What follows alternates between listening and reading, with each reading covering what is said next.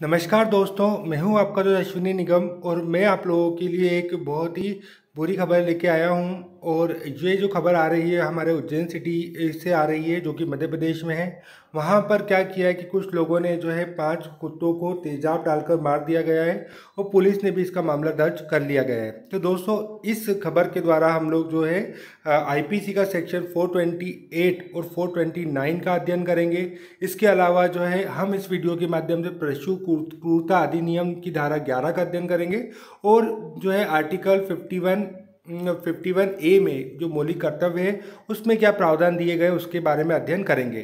तो दोस्तों, शुरू करते हैं हमारा यह वीडियो। तो दोस्तों, पूरी खबर यह है कि मध्य प्रदेश के उज्जैन सिटी में कुछ लोगों ने कुत्ते के मुंह में तेजाब डाल दिया गया और 5 कुत्तों को इस तरीके से जो है मार दिया गया। एक संस्था है पीपल फॉर एनिमल, उसके जो सदस्य हैं प्रियांशु जैन, उन्होंने ही पुलिस में जो है इस तरीके का मामला दर्ज कराया है और पुलिस ने भी जो है पशु क्रूरता अधिनियम के तहत जो है इन कुछ धाराओं में इसका जो है केस दर्ज कर लिया गया है। इसके साथ ही जो कुछ अधिकारियों ने ये भी बताया है कि पशु क्रूरता अधिनियम के साथ साथ आईपीसी का जो सेक्शन 428 है ना, उसके अंतर्गत भी जो है उन धाराओं में भी केस दर्ज कर लिया गया है।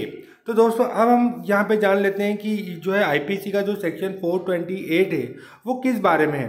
तो दोस्तों, जो आईपीसी का सेक्शन 428 है वो हमें बताता है कि 10 रुपये या इससे अधिक के जो मूल्य के जो जानवर हैं और उनका वध करना, उनको विष देना या उसे एक विकलांग करने का प्रयास करना एक जो है बहुत ही गंभीर अपराध की श्रेणी में आता है। इसके लिए 2 वर्ष तक की सज़ा का प्रावधान है। इसके अलावा जुर्माना भी लगाया जा सकता है और दोनों से भी दंडित किया जा सकता है।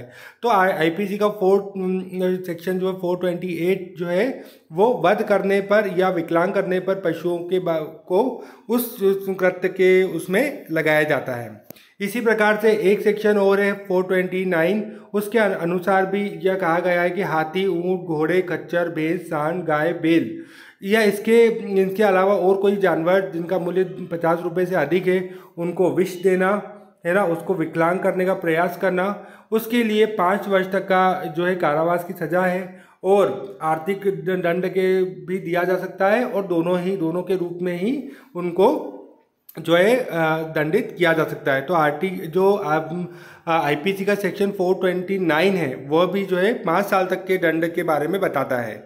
इसके अलावा यदि हम पशु क्रूरता अधिनियम की धारा 11 के बारे में अध्ययन करेंगे तो हमें पता चलेगा कि जो है जानबूझकर तथा अनुचित रूप से कोई क्षतिकारक औषधि या क्षतिकारक पदार्थ देना, जानबूझकर अनुचित रूप से कोई औषधि या पदार्थ खिलवाएगा या उसका प्रयास करेगा तो वह भी एक गंभीर श्रेणी के अपराध के रूप में आएगा। तो बेसिकली पशु क्रूरता अधिनियम की धारा 11 में जो है इस तरीके का प्रावधान दिया गया है जो कि दंडनीय अपराध है। इसके अलावा हम जानेंगे कि जो है हमारे संविधान का जो आर्टिकल 51A है उसमें भी यह बात बताई गई है कि हमें हर जीवित प्राणी के प्रति सहानुभूति रखना चाहिए और यह हर प्रत्येक भारतीय नागरिक का कर्तव्य भी है। तो बेसिकली हमारा जो संविधान है उसमें भी इस तरीके का प्रावधान किया गया है। तो दोस्तों, अब हम लोग अगर इस खबर की माने तो यह एक बहुत ही गंभीर श्रेणी का अपराध है, मानवीय रूप से भी यह सही नहीं है और जिन्होंने भी इस तरीके का हरकत की है, जो काम किया है, वो डेफिनेटली जो दंडनीय है और इस तरीके का कृत्य मानवीयता को भी तार तार कर देता है और हमारे समाज के लिए भी इस तरीके की घटना होना बहुत ही गंभीर और बुरी बात है।